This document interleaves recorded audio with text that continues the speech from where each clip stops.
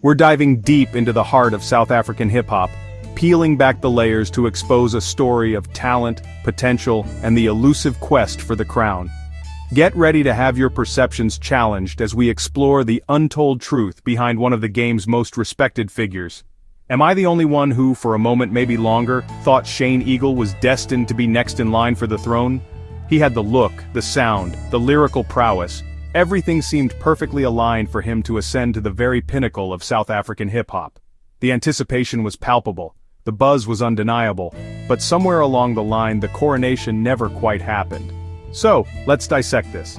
Let's analyze the trajectory, examine the choices, and ultimately, see why his reign, which seemed almost inevitable, didn't quite materialize in the way many of us expected. We're not here to diminish his accomplishments, but rather to understand the complex dynamics of the South African hip-hop landscape and the multifaceted nature of success within it. Shane Eagle burst onto the scene with a force that was undeniable. He wasn't just another rapper, he brought a raw, poetic flavor that resonated with a generation hungry for authenticity and substance. His lyrics were intricate, his delivery was captivating, and he possessed a unique ability to paint vivid pictures with his words. He was a breath of fresh air in a scene often dominated by predictable tropes. Remember Yellow? That album was more than just a collection of songs, it was a statement. It was a declaration of artistic independence, a testament to his unwavering commitment to his craft. It showcased his versatility, his vulnerability, and his undeniable talent. It was the kind of album that stays with you long after the last note fades away. He had the streets buzzing, the fans clamoring for more, the critics singing his praises, and even the OGs of the game nodding in approval. He wasn't just gaining attention, he was earning respect. He was proving that you could stay true to yourself and still make a significant impact on the South African hip-hop scene.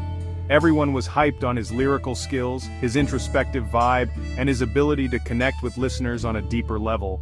He wasn't just spitting rhymes, he was sharing his soul, he was inviting us into his world. His thoughts, his struggles, and his triumphs. He was a storyteller, a poet, and a true artist in every sense of the word. But here's the thing, while his artistry was undeniably top tier, a cut above the rest, and his dedication to his craft was unwavering, something shifted in the landscape. The music industry is a constantly evolving beast, and what works one day might not work the next. The game was shifting fast, morphing into something almost unrecognizable from what it was when Shane Eagle first emerged. New sounds, new styles, and new strategies were taking center stage, demanding attention and reshaping the very definition of success in South African hip-hop. Other rappers, hungry for the throne, think Nasty C with his infectious hooks and undeniable charisma, A-Reece with his laid-back flow and introspective lyrics were dropping hit after hit, constantly collabing with other artists, expanding their reach and solidifying their positions at the forefront of the scene. They understood the power of collaboration, the importance of staying relevant, and the need to constantly innovate. And they were making waves not just locally, but internationally, taking South African hip-hop to a global audience and proving that the sound of the streets could resonate far beyond the borders of the nation. They were setting a new standard for success, a standard that demanded more than just talent and artistry. Shane, meanwhile, remained steadfast in his commitment to keeping it real, staying true to his artistic vision and maintaining his independence. He chose the path less traveled, the path of the independent artist, where creative control reigns supreme, but the road to mainstream success can be long and arduous. He was authentic, he was genuine, he was undeniably talented, but perhaps he was just a little too indie, a little too outside the box, to achieve the kind of mainstream takeover that many had predicted for him. He refused to compromise his artistic integrity, but in doing so, he may have inadvertently limited his reach. There were no viral anthems that dominated TikTok, no catchy phrases that became instant memes, and no club bangers that had everyone losing their minds on the dance floor every weekend. He wasn't chasing trends, he was creating his own lane. It was just pure, unadulterated craft, meticulously honed and passionately delivered. He focused on the art, the message, the substance, rather than the fleeting trends and superficial hype. And while that's undeniably dope, admirable, and worthy of respect, sometimes in the cutthroat world of hip-hop, the crown demands more than just bars, more than just lyrical prowess, more than just artistic integrity. It demands a certain level of strategic maneuvering, a willingness to play the game, and an understanding of the ever-changing dynamics of the industry. He's respected by his peers, admired by his fans, and even revered by some as a true visionary.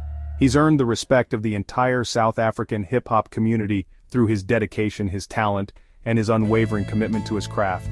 He's a true prince of the game, a respected heir to the throne, but to truly be king, to ascend to the highest echelon of South African hip-hop royalty, you gotta play the game with a certain level of finesse, seize the opportunities that present themselves, and make strategic moves that propel you forward.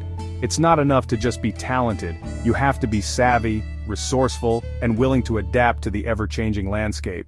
You have to own the whole kingdom, not just a small corner of it. You have to command attention, dominate the charts, and leave an undeniable mark on the entire South African hip-hop scene. And for now, Shane Eagle is just ruling his own lane, carving out his own path, and staying true to his own artistic vision. He's a king in his own right, but perhaps not the king that many envisioned him to be. So what do you think? Where do you see Shane Eagle fitting into the grand tapestry of South African hip-hop? Is he a true hip-hop royalty, a prince who chose his own path, or did he miss his shot at claiming the crown, perhaps sacrificing mainstream success for artistic integrity? The answer, as always, is complex and open to interpretation.